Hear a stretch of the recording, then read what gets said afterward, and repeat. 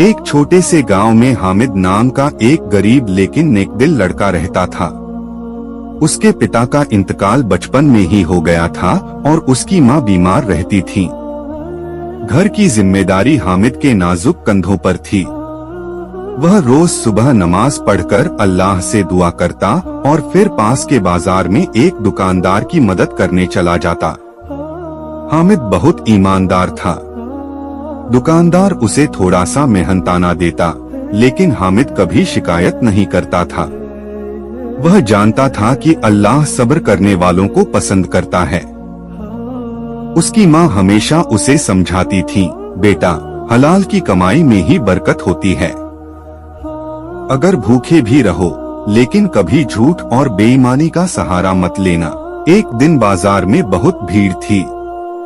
एक अमीर सौदागर शहर से आया हुआ था और उसने दुकानदार से कीमती कपड़ा खरीदा।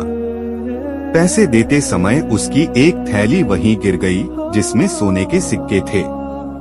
भीड़ की वजह से किसी ने ध्यान नहीं दिया, लेकिन हामिद की नजर उस थैली पर पड़ गई। हामिद ने थैली उठाई। उसका दिल जोर जोर से धड़कने लगा। उसने थैली खोली तो अंदर चमकते हुए सोने के सिक्के देखे। एक पल के लिए उसके मन में ख्याल आया, अगर मैं यह रख लूं तो माँ का इलाज हो सकता है, हमारा दुख खत्म हो सकता है। लेकिन तभी उसे अपनी माँ की बातें याद आईं और अल्लाह का डर उसके दिल में जाग उठा। उसने आसमान की तरफ देखा और कहा, या अल्लाह, मुझे गलत रास्ते से बचा ले। हामिद तुरंत उस सौदागर के पीछे दौड़ा और थैली उसे दे दी। सौदागर हैरान रह गया। उसने पूछा, बेटा, तुम्हें पता है इसमें क्या था? हामिद ने सिर झुकाकर कहा, जी, सोने के सिक्के थे, लेकिन यह आपके हैं। सौदागर की आंखों में आंसू आ गए। उसने कहा, आज के जमाने में ऐसी ईमानदारी बहुत कम देखने को मिलती है।